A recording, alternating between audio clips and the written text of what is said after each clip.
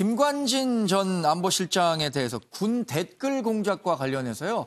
1심 판결이 있었는데 2년 6개월형을 받았습니다. 법정 구속은 하지 않았습니다. 또 같은 면에 실린 기사인데 5억 뇌물을 받은 전병헌 전 청와대 정무수석에 대해서도 징역 5년이 실형됐고요. 2심에서도 불구속 재판을 받을 수는 있게 됐습니다. 두 개 재판 결과를 보면은 법정 구속은 두 분 다 피하게 됐다는 공통점이 있습니다. 실형은 받았지만.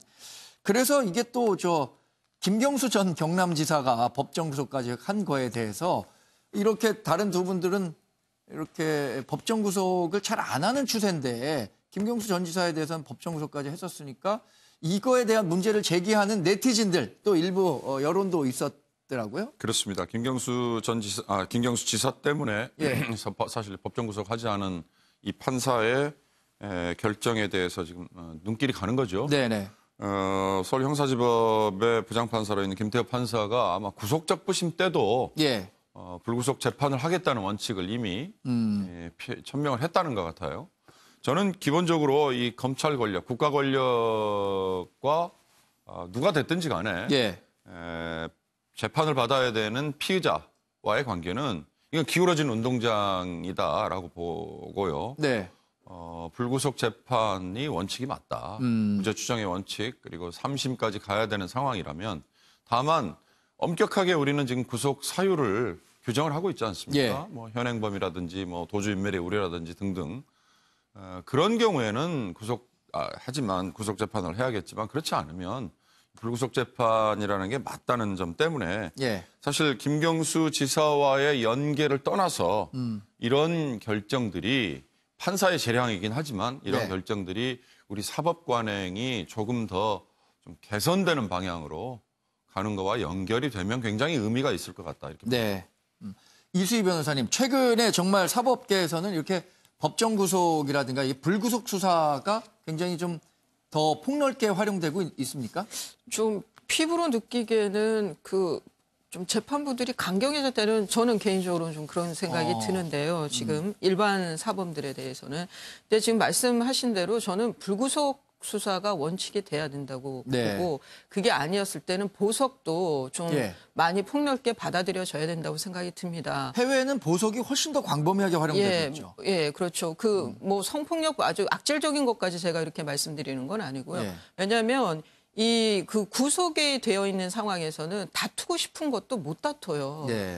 그게 피고인들의 심리 상태고 변호사도 이런 거는 좀 다퉈보고 싶은데 괜히 밉보일까 봐 그런 게 있거든요. 그래서 저는 불구속 원칙을 하는 게 무기대등 뭐 이런 거 떠나서 그러니까 정말 정의롭고 그다음에 그 판결에 대해서 승복할 수 있는 거는 내가 하고 싶은 말 다 했을 거, 주장할 거 다 주장했을 때거든요. 그래서 불구속 원칙이 좀 잘 지켜졌으면 좋겠다. 그게 안 되면 보석을 좀 더 좀 확대했으면 좋겠다라는 좀 변호사 하면서 느낀 바입니다. 한겨레 신면 기사를 살펴보겠습니다. 이대 목동병원에서 신생아가 사망하는 사건이 있었죠. 당시 전 국민이 굉장히 충격을 받았고 애도하는 분위기도 많았는데요.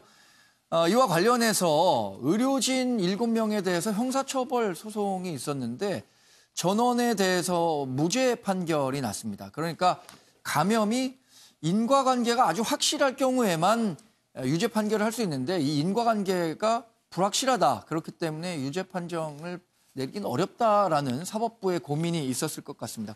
사실 이 의료사고와 관련해서 의료진의 과실을 묻는다는 게 굉장히 어려운 일인 것 같아요, 한민수 의원님.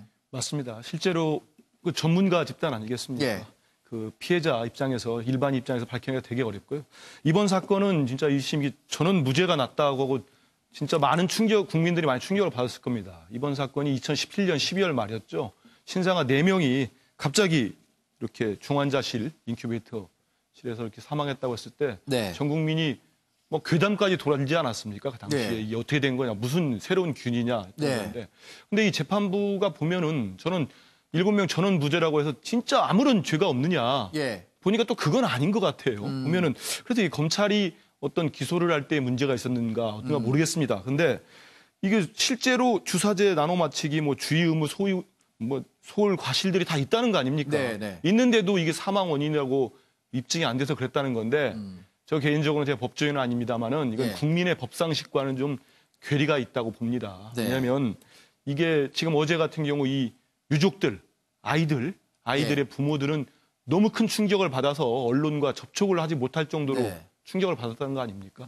아이들이 생태 같은 아이들이 태어나서 빛도 못 보고 다 죽었는데 네. 그리고 실제 그때 이대 목동병원의 의료진도 본인들의 과실을 인정하는 기자회견까지 했었습니다. 예, 예. 그런데 이렇게 무죄가 나고 모두 풀려났으면 사망자가 4명이나 되는 네. 분명한 피해자가 있고 유족도 있는데 가해자가 없는 예. 이런 아주 이상한 상황이 돼버렸거든요. 예. 이건 물론 뭐 2심에도 또 가겠습니다만은 아무리 그래도 이건 국민의 법상식과 있고 일반의 상식이라는 게 있는 건데 예. 2심 때는 좀 더 정교하게 뭐 검찰도 항소를 하면은 뭐 다투겠습니다만은 네. 그렇게 접근할 필요가 있지 않겠나 그런 생각이 듭니다. 의료사고로 의심되는 사건은 사실 뭐 주변에서도 많이 볼 수 있는데 그것과 관련해서 정말 입증 책임이라고 하나요? 그 입증 책임을 본인이 부담해야 된다라고 한다니까 사실 이 전문가 집단 그리고 또 모든 정보를 피해자들보다 더 많이 갖고 있는 사람들을 대상으로 이런 그 소송한다는 게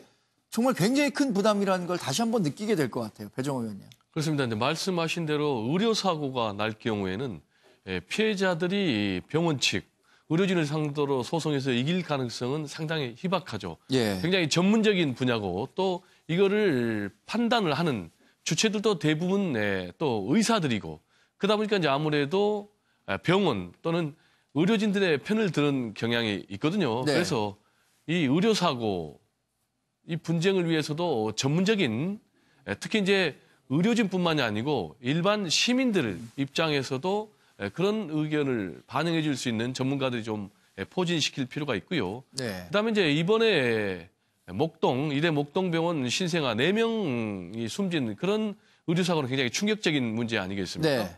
근데 이제 법적으로는 직접적인 인과관계가 입증이 되지 않으니까 무죄임에는 뭐 어쩔 수 없는 것 같아요.